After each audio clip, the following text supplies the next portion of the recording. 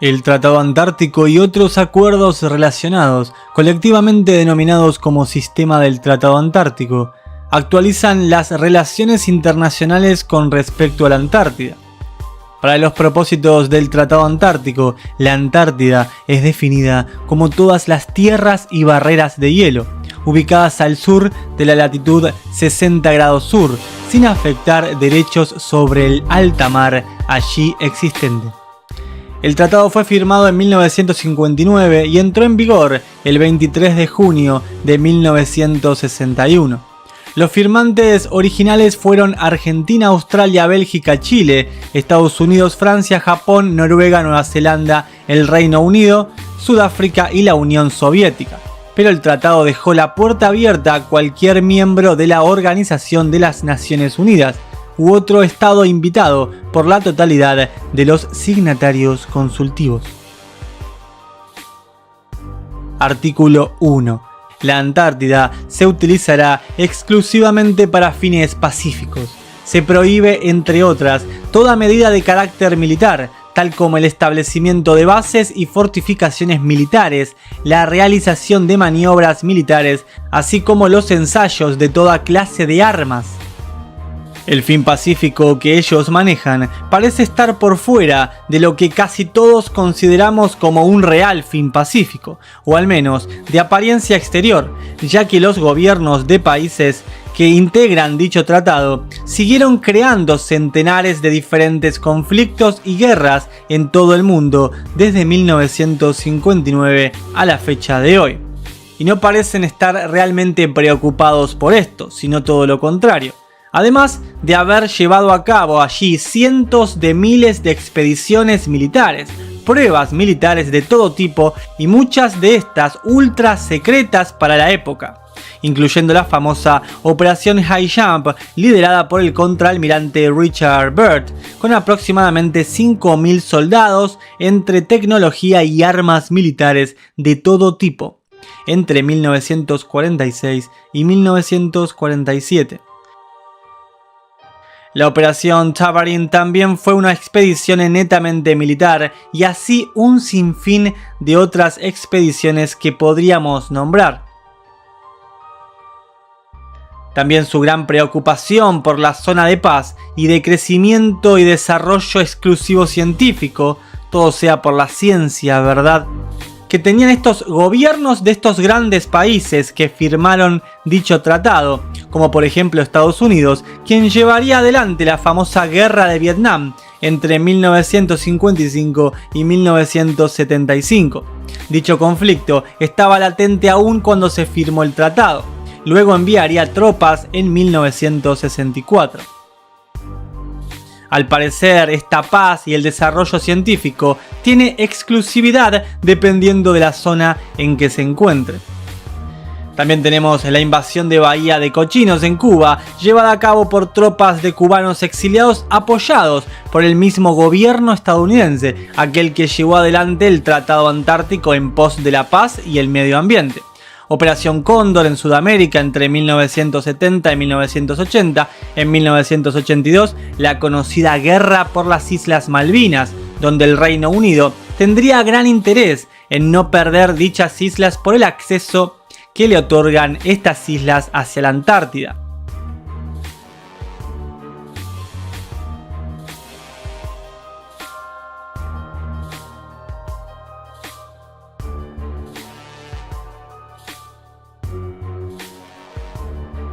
Y luego también tenemos otra extensa lista de guerras absurdas de los países que integran este tratado con fines pacíficos, como ellos lo llaman.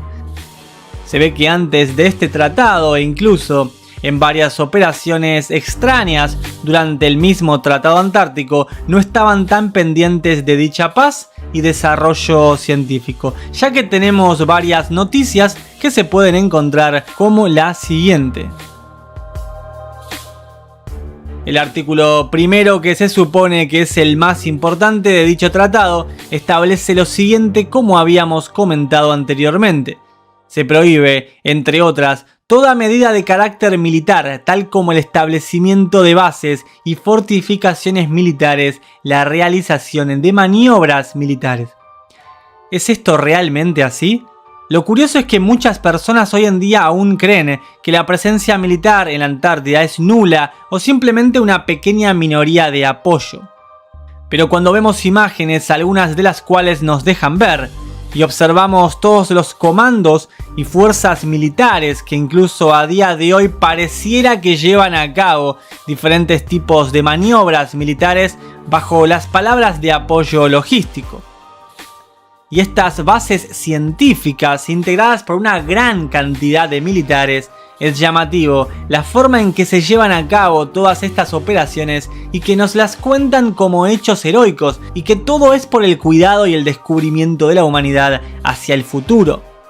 ¿Qué es lo que realmente se oculta en la Antártida? ¿Qué es tan preciado y que no lo podemos ver?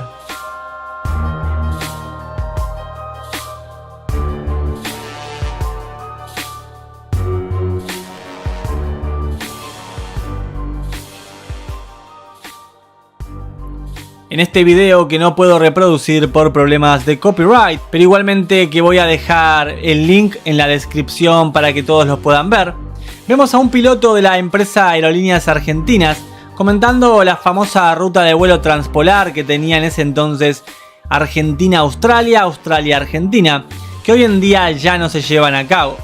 Las rutas que nos muestran y la explicación del piloto es realmente valiosa.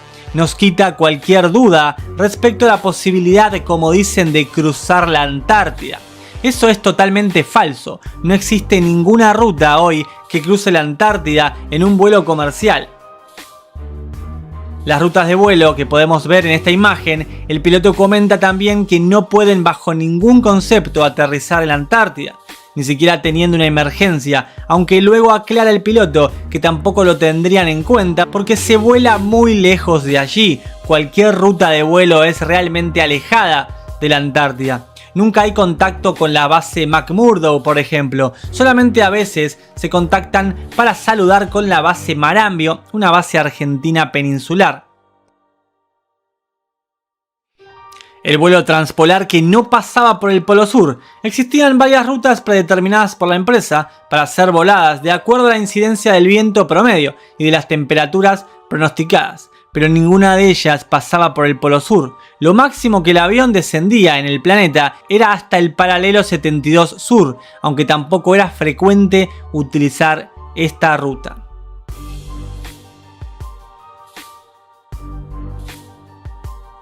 Pero otro dato curioso llega cuando el piloto claramente comenta que en la península existen varias bases que son base naval de las fuerzas aéreas y bases militares. Lo dice textual, bases militares. Algo que confunde mucho a las personas es que, por ejemplo, en el 2018 la aerolínea Norwegian consiguió la aprobación para unir Buenos Aires con la ciudad de Perth en Australia. Y muchas de las noticias se hacían eco de que se cruzaría la Antártida en un vuelo comercial, cosa que es incorrecta. Luego en la misma nota aclara, en efecto, tanto el Airbus A350 como el Boeing 787 y el 777 son capaces de operar ese trayecto y no sobrevolarían exactamente sobre el Polo Sur, sino alrededor de la Antártida, aprovechándose de los vientos que circulan en el continente, según indicó un medio australiano. Además de Norwegian, la aerolínea china Southern, Singapore Airlines y Qantas también poseen derechos para explorar esa ruta hacia la Antártida. Cuando buscamos acerca de estas rutas, vemos claramente que no existe ninguna. Vemos que dice la Antártida más aislada que en el Ártico, no tiene aeropuertos de desvío, lo que convierte la región en una zona prohibida para los servicios regulares de pasajeros. El accidente de 1977 del viaje turístico de Air New Zealand a la Antártida no ayudó a las percepciones de los vuelos antárticos. ¿Por qué no se puede volar en la Antártida? A pesar de que los aviones modernos de largo alcance son teóricamente capaces de cruzar el Polo Sur, sigue siendo un entorno bastante poco amistoso para los aviones. El primer gran problema es el clima.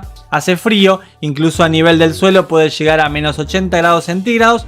Y vamos a encontrar muchísimas noticias al respecto, pero no existe ninguna ruta comercial que cruce la Antártida.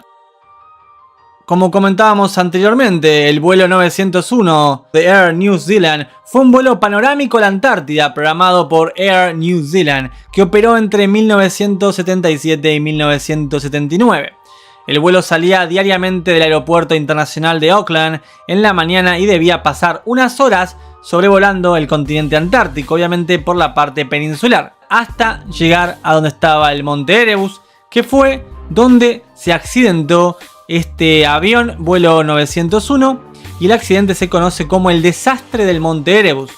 Esta tragedia fue una de las más grandes que tuvo dicho país y que tuvo gran revuelo en las noticias de Nueva Zelanda.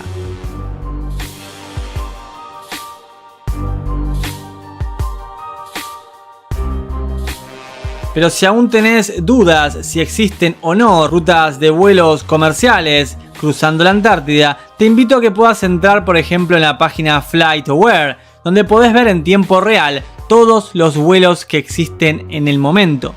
No vas a encontrar ningún vuelo cercano a la Antártida. Ahora, si te quieres pasar todo el día ahí investigándolo, lo puedes hacer libremente. También tenemos la guía turística o lineamientos para el turismo de Kioto. Entró en vigencia el 11 de mayo del 2016 y estos lineamientos establecen extrañas medidas para las actividades turísticas y no gubernamentales. Esto dice, y leo textual, reafirmando el carácter excepcional del medio ambiente antártico que se da, en especial, por la fragilidad de su fauna y flora y por el marco ofrecido por la Antártida para la realización de actividades científicas, reconociendo el volumen creciente de las actividades turísticas en la Antártida. Tomando nota que las personas que visitan la Antártida y que organizan o dirigen las actividades turísticas y no gubernamentales en la Antártida están actualmente sujetas a obligaciones legalmente vinculantes de conformidad con su legislación nacional que han puesto en vigencia el Tratado Antártico y sus instrumentos jurídicos asociados. Luego podemos ver que dice lo siguiente: deseosos de asegurar que los visitantes a la Antártida realicen sus visitas o sus excursiones estrictamente de acuerdo con las obligaciones existentes y con el protocolo, en la medida que ello sea compatible con su legislación nacional vigente hasta que aquel entre en vigor. Y recomiendan algunas cosas a sus gobiernos. Y luego tenemos aquí algo muy importante que dice: proteger la fauna antártica. Se prohíbe sacar o afectar de manera perjudicial la fauna antártica, salvo con un permiso otorgado por una autoridad nacional. No utilizar aviones, naves, botes u otros medios de transporte de manera que perturbe la fauna en tierra o en el mar.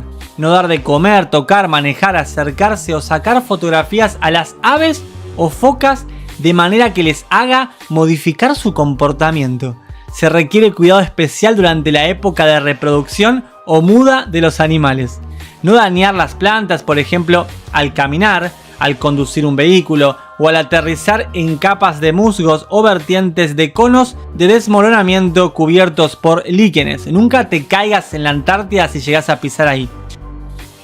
No utilizar armas ni explosivos. Los militares sí. Ah, no, esta parte no lo dice, perdón. Mantener el ruido al mínimo para evitar espantar a la fauna. No introducir plantas ni animales no nativos a la Antártida, por ejemplo, aves de corral vivas, perros y gatos domésticos, plantas domésticas.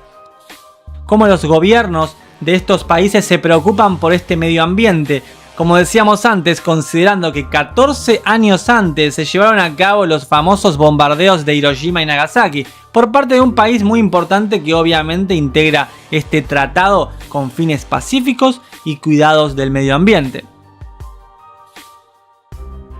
Continúo.